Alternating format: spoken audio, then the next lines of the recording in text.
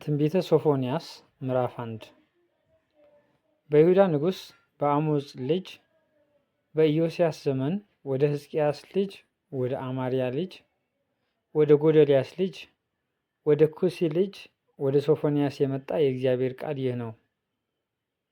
ነገሩን ሁሉ ከምድር ፊት ፈጽሜ አጠፋለሁ ይላል እግዚአብሔር።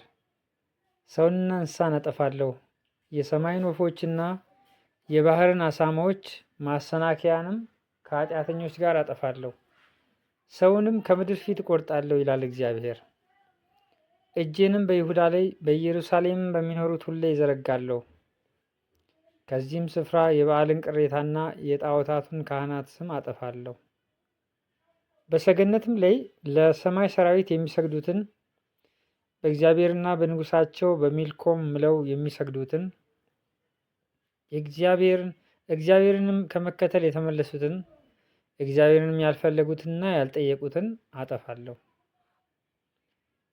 የእግዚአብሔር ቀን ቀርቧልና እግዚአብሔር መስዋዕትን አዘጋጅተዋልና የጠራቸውንም ቀድሷልና በጌታ በእግዚአብሔር ፊት ዝም በሉ።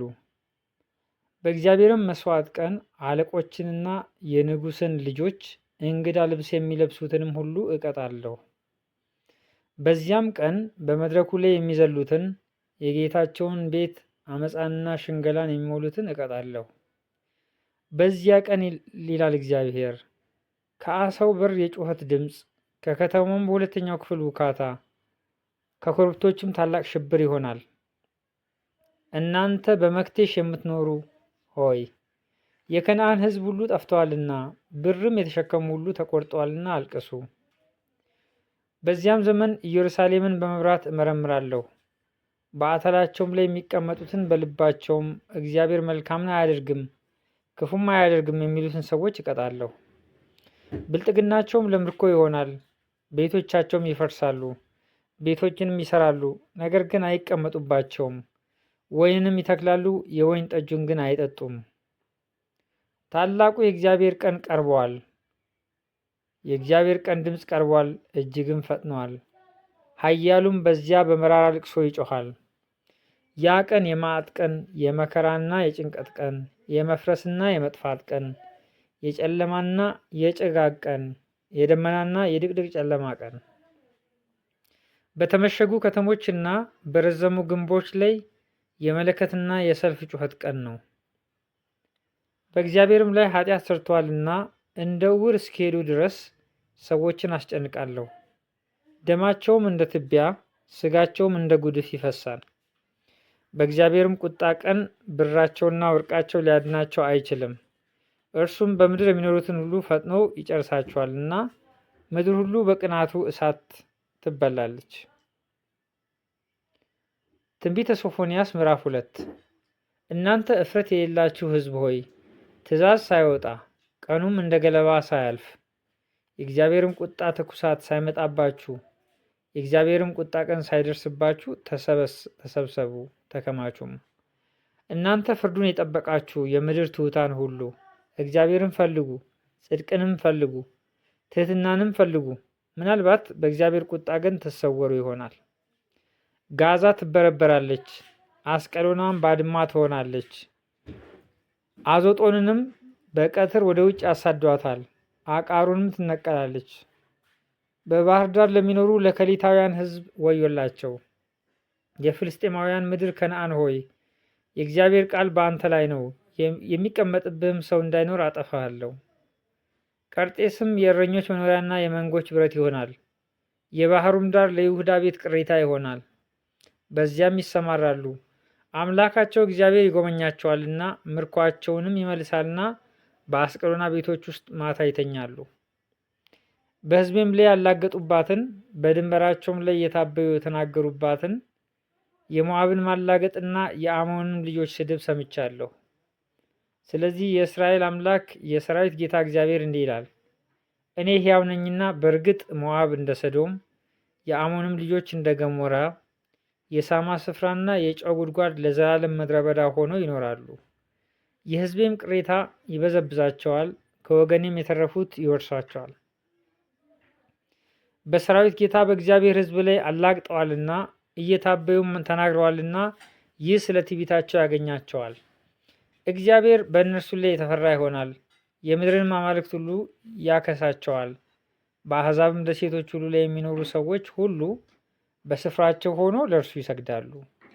እናንተም ኢትዮጵያውያን ደግሞ በሰይፌ ትገደላላችሁ። እርሱም በሰሜን ላይ እጁን ይዘረጋል፣ አሦርንም ያጠፋል። ነነዌንም ባድማ እንደ በረሃም ደረቅ ያደርጋታል። መንጎችም የምድር አራዊት ሁሉ በውስጧ ይመስጋሉ። ይብራና ጃርት በአምዶቿ መካከል ያድራሉ። ድምፃቸው በመስኮቶቿ ይጮሃል። የዝግባም እንጨት ሥራ ይገለጣልና በመድረኮቿ ላይ ጥፋት ይሆናል። ተዘላ የተቀመጠች በልቧም እኔ ነኝ ከእኔም በቀር ሌላ የለም ያለች ደስተኛይቱ ከተማ ይህች ናት። አራዊት የሚመስጉባት ባድማ እንዴት ሆነች! በእርሷ በኩል የሚያልፈው ሁሉ እጁን እያወዛወዘ ያፏጫል። ትንቢተ ሶፎንያስ ምዕራፍ 3 ለአመፀኛይቱና ለረከሰች ለአስጨናቂይቱም ከተማ ወዮላት! ድምፅን አልሰማችም፣ ተግሳጽንም አልተቀበለችም፣ በእግዚአብሔርም አልታመነችም፣ ወደ አምላኳም አልቀረበችም። በውስጡ ያሉ አለቆቿ እንደሚያገሱ አንበሶች ናቸው። ፈራጆቿም እስከ ነገ ድረስ ምንም እንደማያስቀሩ እንደ ማታ ተኩላዎች ናቸው። ነቢያቶቿ ቅሌታሞችና ተንኮለኞች ሰው ናቸው። ካህናቶቿ መቅደሱን አርክሰዋል፣ በሕግም ላይ ግፍ ሰርተዋል። እግዚአብሔር በውስጧ ጻድቅ ነው፣ ክፋትን አያደርግም። ፍርዱን በየማለዳው ወደ ብርሃን ያወጣል፣ ሳያወጣም አይቀርም። አመፀኛው ግን እፍረትን አያውቅም። አሕዛብን አጥፍቻለሁ፣ ግንቦቻቸው ሁሉ ፈርሰዋል። መንገዳቸውን ማንም እንዳያልፍባት ምድረ በዳ አድርጌያለሁ። ከተሞቻቸውም ማንም እንዳይኖርባቸው አንድስ እንኳ እንዳይቀመጥባቸው ፈርሰዋል። እኔም ይፈሩኛል፣ ተግሳጽንም ይቀበላሉ፣ ካዘሷትም ሁሉ ከዓይኗ ምንም አይጠፋም ብዬ ነበር። ነገር ግን በማለዳ ተነስተው ድርጊታቸውን ሁሉ አረከሱ። መዓቴንና የቁጣዬን ትኩሳት ሁሉ አፈስባቸው ዘንድ ፍርዴ አሕዛብን ለመሰብሰብ መንግስታትንም ለማከማኘት ነውና ምድርም ሁሉ በቅንዓቴ እሳት ትበላለችና ስለዚህ ለመበዝበዝ እስከምነሳበት ቀን ድረስ ጠብቁኝ ይላል እግዚአብሔር።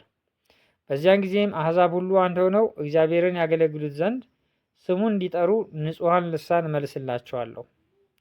ከኢትዮጵያ ወንዞች ማዶ የሚማልዱኝ የተበተኑ ሴቶች ልጆቼ ቁርባኔን ያመጡልኛል። በዚያን ጊዜ እየታበዩ የሚፎክሩትን ከመካከልሽ አወጣለሁና አንቺም በቅዱስ ተራራዬ ዳግመኛ አትኮሪምና በዚያ ቀን በእኔ ላይ ተላልፈሽ በሰራሽው ስራ ሁሉ አትፍሬም። በመካከልሽም የዋህና ትሑት ሕዝብን አስቀራለሁ፣ በእግዚአብሔርም ስም ይታመናሉ። የእስራኤል ቅሬታ ኃጢአትን አይሰሩም፣ ሐሰትንም አይናገሩም። በአፋቸውም ውስጥ ተንኮለኛ ምላስ አይገኝም።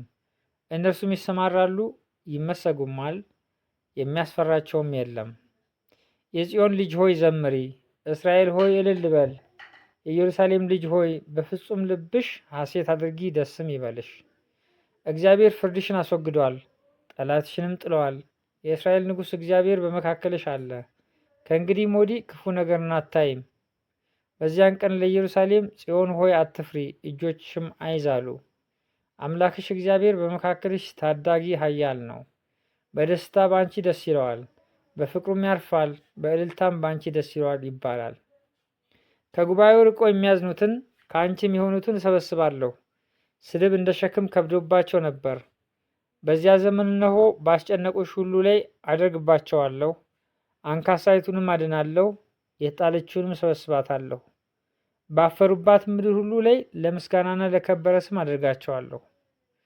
በዚያ ዘመን አስገባቸዋለሁ፣ በዚያም ዘመን እሰበስባቸዋለሁ። ምርኳችሁንም በዓይናችሁ ፊት በመለሱ ጊዜ በምድር አሕዛብ ሁሉ መካከል ለከበረ ስምና ለምስጋና አደርጋቸዋለሁ ይላል እግዚአብሔር።